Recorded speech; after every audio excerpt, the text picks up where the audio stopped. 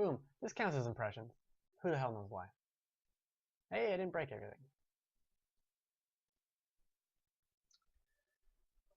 So VR. It's coming. It's happening. I happened to do my Game of the Year show when the $600 price was announced, or at least I think I was. Doesn't matter. Time is a watery circle. The problem with VR, for me, besides the $600, which is obnoxious, and I'm the guy who buys a $600 graphics card, so maybe I have no leg to stand on there. Let's ignore the price. Let's ignore the price. Why would you buy this? What is there to do with this thing? Now, I understand you could buy a Rock Band, right? And you got a little plastic guitar and you got a little plastic drum set. And I understand what you're going to do with this. Now I understand kind of what you're going to do with VR as well. But is it really necessary? Is this worth the price of Is it worth the price of admission when I have seen nothing proving its relevancy? And there's two things I would like to see. One, applications for existing games. Just straight up a mode in Assassin's Creed where you can walk around the world in VR and just look around. That sounds amazing. I want that. I want to, if you played Fallout 4, there's a mission where you go into someone's memories. If you were sitting there and you're just playing a game, do, and all of a sudden it's like, okay, put on your VR headset and you do this whole mission in VR. That could be really cool. And then you take it off or you leave it on. Do whatever the hell you want. I want little portions of a game because, quite frankly, to me, playing a game like Fallout in VR sounds exhausting. Am I going to be looking around all the time? Is the screen's 2 inches from my eyes? I can't think that's good. The other thing I want to see is an actual different game, something new. I mean, okay, we've got Eve Valkyrie. Okay, well that's a space game. We've had tons of space games. Oh, you can look around now. Oh, that sounds like fun because when I'm done with my day, I can't wait to look around like a fucking psycho. My hair flying everywhere. You know, it flies everywhere anyway. But that's not really additive. Does that really change the game? I mean, it makes it cool. Don't get me wrong. It makes it cool. It's really cool. That's great. I'm not buying cool.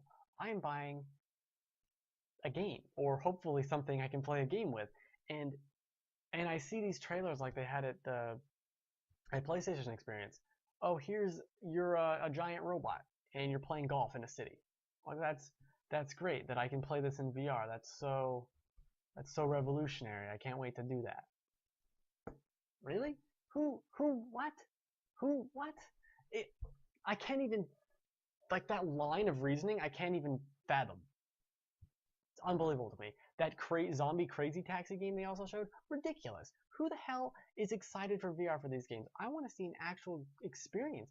If you could have showed me The Witness, which comes out in a couple weeks, in VR, that could be really cool. I would like to see VR support for that. Show me something that I haven't seen before, because I've seen Crazy Taxi, I've seen golf, I've seen robots, I've seen a space game before. I want to see something that's new. And these things, they are showing things that are new. Like the kitchen demo or whatever that people talk about. But the problem with that is, that's a demo, and that's a 5-minute thing. I want a game. I want to sit down for hours over several nights and play a game. And the VR, I'm worried it's going to get too gimmicky. Like, I was listening to, what show was it? It doesn't matter. They were talking about how since you can look around and move, this frees up the right stick in essentially so you can look a different way and shoot another way. And they're like, that's a novel new thing. And I'm like, for a second, I agreed with that. For a second, I agreed with that. That is new. That is novel. And then I realized, no, you can do that to a lesser, maybe wonkier extent on Wii games. You know, point at the screen and be pointing over here and you're moving over there in a different way than you would in a Call of Duty. Because in a Call of Duty, you're exactly pointing where you're going to be. But in like in a Wii shooter, you can kind of look over and do things.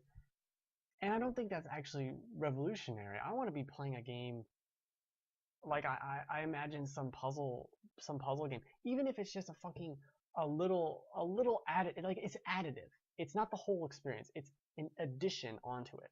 It is something where not a mini game, but something that's very integral to the gameplay. Imagine if you were playing Fallout, let's say, and so you kill a raider, and you get some special item, and you can grab the item, like you could, the raider's body's on the ground, right? And you got the move controllers or whatever the hell, and you can play the game normally and such, and you're like, okay, I want to investigate this for this quest. So then this is a body, and you take your move controllers and you move this person in 3D. You know, you're right next to this person. You move them over. You open up their jacket. You like take out like their ID card. And you're like, okay, this is an ID card. You flip it over. You're looking at it, and you're seeing the numbers on it. Like, okay, 361. That's the password to this. And you put it down, and you take out a gun. You can look at the gun. Little things like that sound really interesting. Maybe even lock picking. Something you can actually do. The computers in that could be an actual freaking computer. There's all these interesting applications, and I don't think making an entire game around the idea that you can look everywhere is the exciting part to me. I want to be in the world, sure, but being able to look everywhere independently to where I'm aiming, or just in general, listen to my stomach complaining, it doesn't sound good to me. It doesn't sound interesting, and I have a hard time believing that a device that makes like 20% of people or even 10% of people who use it sick is a good idea. Now, I will say it is necessarily the future, but the future isn't now. The future isn't even close to now. It took us like 4 years to get here. Every single freaking year. Oh, 2013, year of the VR comes out, headset, whatever. I think that was when the Kickstarter was for Oculus. And then 2014, oh, more VR, more VR. 2015, more VR. 16, more VR. Like, this is taking so long to get here, to get to a level that I'm not even excited for in the slightest. There is nothing exciting going on here. This is, I'm flying in space. Oh, great. Oh, great. What does this do with the 200 games I already own on Steam? Oh, nothing? Okay, bye then. Bye then. Goodbye. Goodbye then.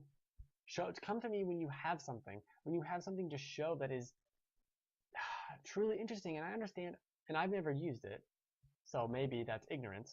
Well, it is, by definition. But this has a big problem. I don't see how this isn't going to become big or successful in gaming for years. How can it? They're showing nothing.